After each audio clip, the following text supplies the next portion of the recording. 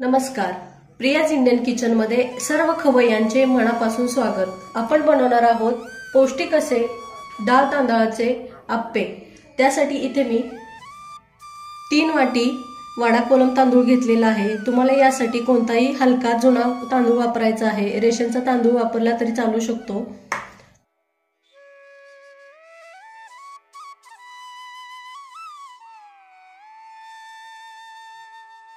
अशा प्रकारे इथे मी 3 वाटी तांदूळ घेतलेला आहे. त्याचबरोबर आपल्याला लागणार आहे इथे मी अर्धी वाटी हरभरा डाळ घेतलेली आहे, अर्धी वाटी उडदाची डाळ घेतलेली आहे आणि अर्धी वाटी मुगाची डाळ घेतलेली आहे.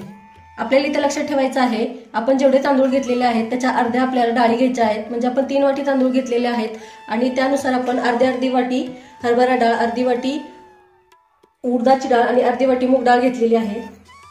त्याचबरोबर इथे मी अर्धी वाटी पोहे घेतलेले आहेत. हे जाड पोहे आहेत. आपण जे कांदे पोहे खाण्यासाठी पोहे वापरतो ते पोहे मी इथे घेतलेले आहेत आणि आपल्याला अर्धा चमचा इथे मेथी दाणे लागणार आहेत. आता हे सर्व साहित्य 2 ते 3 पाण्याने आपल्याला स्वच्छ धुवून घ्यायचं आहे.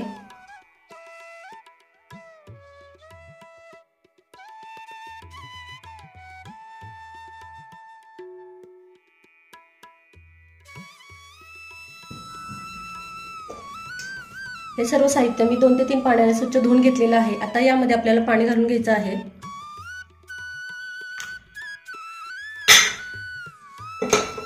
आता हे साहित्य बुडेल इतपत मी पाणी घेतलेलं आहे आणि हे सर्व आपल्याला 5 ते 6 तास भिजण्यासाठी बाजूला ठेवून द्यायचं आहे. आपले डाळ आणि तांदूळ भिजायला ठेवून 5 ते 6 तास झालेले आहेत. तुम्ही इथे पाहू शकताय आपले डाळ आणि तांदूळ फुगून डबल झालेले आहेत. त्यातील मी सर्व पाणी काढून घेतलेलं आहे. हे आपल्याला मिक्सरवरती वाटून घ्यायचं आहे.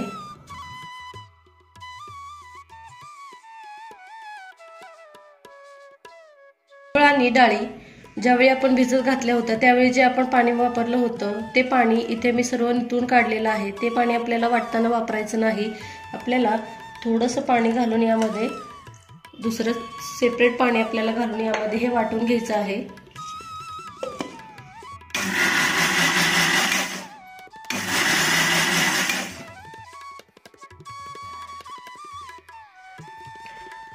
इथे आपण आपलं डाळी आणि तांदळाचं मिश्रण बारीक करून घेतलेलं आहे.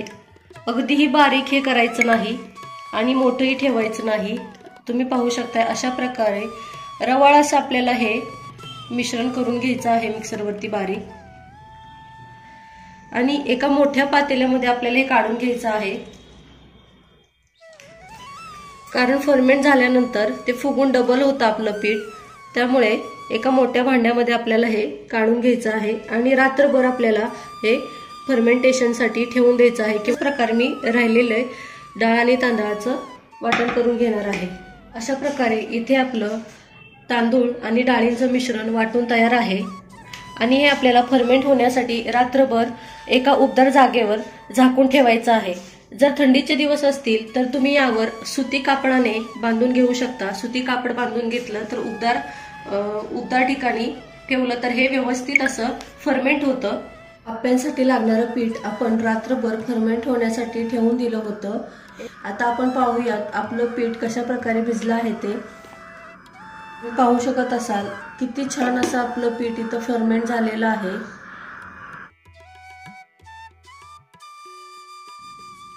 अशा प्रकारे छान अशी जाळी आपल्या पिठाला सुटलेली आहे.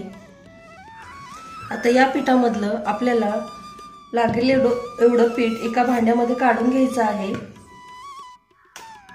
आणि उरलेलं पीठ तुम्ही फ्रीजमध्ये ठेवून 2 ते 3 दिवस लागेल तसे अप्पे बनवून खाऊ शकता. आता या पिठामध्ये मी हिरव्या मिरचीची पेस्ट आणि बारीक चिरलेली कोथिंबीर घालत आहे. तुम्हाला आवडत असल्यास तुम्ही यामध्ये हिरव्या भाज्यांचा देखील वापर करू शकता. बारीक चिरलेला कांदा, टोमॅटो, गाजर, डोबळी मिरची तुमच्या आवडीनुसार तुम्ही इथे भाज्या वापरून आप्पे बनवू शकता. त्याबरोबर आपल्याला यामध्ये चवीनुसार मीठ घालायचं आहे. चवीनुसार मीठ घालून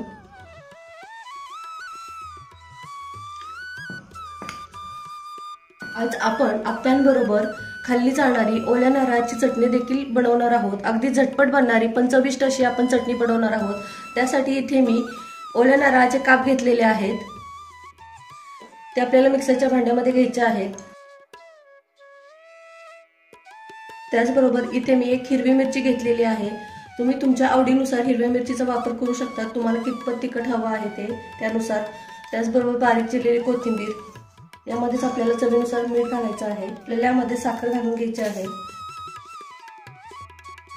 आता यामध्ये पाणी घालून आपल्याला ही चटणी छान अशी अजून बारीक वाटून घ्यायची आहे।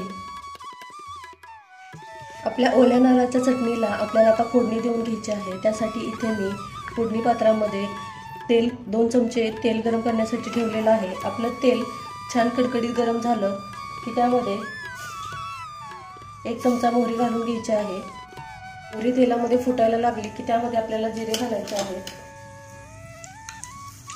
1 चमचा जिरे, चिमूटभर हिंग घालायचं आहे। त्याचबरोबर लाल मिरच्या घालायच्या आहे। याची खमंग अशी फोडणी आपल्याला आपल्या ओल्या नारळाच्या चटणीवरती घालून घ्यायची आहे। आणि अशा प्रकारे झटपट आणि छान चविष्ट अशी आपली ओल्या नारळाची चटणी आप्यांबरोबर खाण्यासाठी तयार आहे। आपले आप्पे बनवून घेण्यासाठी मी इथे गॅसवरती आप्पे पात्र गरम करण्यासाठी ठेवलेलं आहे। त्याला आता आपल्याला थोडं थोडं तेल टाकून ग्रीसिंग करून घ्यायचं आहे, म्हणजे आपले आप्याचं जे मिश्रण आहे ते खाली लागणार नाही।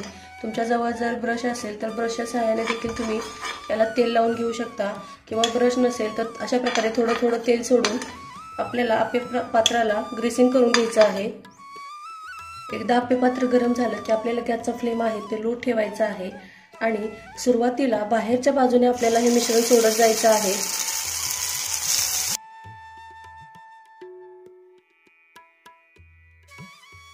सुरुवातीला जर तुम्ही आतल्या बाजूला पीठ घालून घेतलं तर आतली बाजू ही पटकन गरम होते, आपले आप्पे ते करपू शकतात। आणि यावरती झाकण ठेवून मंद आचेवरती आपल्याला एका बाजूने सुरुवातीला आप्पे भाजून घ्यायचे आहेत किंवा शेकून घ्यायचे आहेत। आपले आप्पे एका बाजूने छान असे शेकले गेलेले आहेत, तुम्ही पाहू शकता। खूप छान क्रिस्पी असे झालेले आहेत, त्याचबरोबर फुललेले आहेत आणि छान असा रंग त्यांना आलेला आहे, तुम्ही पाहू शकताय। खूप सुंदर असे आपले आप्पे बनवून इथं तयार आहेत आणि खाण्यासाठी तयार आहेत आपले पौष्टिक असे डाळ तांदळाचे आप्पे।